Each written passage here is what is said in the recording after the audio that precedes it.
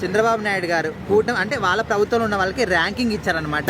So ఆయనకైనా self ranking ఏంటంటే 6th place ఇచ్చుకున్నారు. Pawan Kalyan గారికి 10th place, Nara Lokesh గారికి 8th ప్లేస్, నాదెండ్ల మనోహర్కి 2nd ప్లేస్. సో మరి పవన్ కళ్యాణ్ ఎక్కువ వినిపిస్తుంది అనమాట 10th ప్లేస్ ఇచ్చారని. సో ఇంతవరకు కరెక్ట్ అనుకుంటున్నారు? అధికారం చేతిలో ఉంది కదా, మళ్ళీ అహంకారంగానే బయలుదేరిందేమో. మెల్లిగా తప్పులు చేసుకుంటూ పోతే తర్వాత అనుభవించక తప్పదు. అంటే ఇప్పుడు రాష్ట్రంలో ఎక్కడ చూసినా అది ప్రాబ్లం కావచ్చు, సొల్యూషన్ కావచ్చు, సక్సెస్ కావచ్చు, ఒక మీట్ కావచ్చు, ఎక్కడైనా పవన్ కళ్యాణ్ గారి పేరే.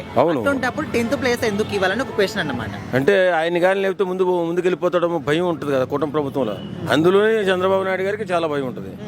ఎందుకంటే ఇప్పుడు అత్యధికంగా ఆంధ్ర రాష్ట్రంలో ప్రేమించేది పవన్ కళ్యాణ్ గారిని. ఎందుకంటే ఆయన లాంటి రాజకీయ నాయకుడు ఎవడో లేడు కాబట్టి.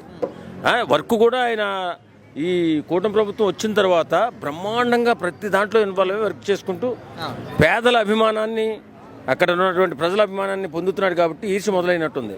లేకపోతే పవన్ కళ్యాణ్ 10th ప్లేస్ ఏంటి?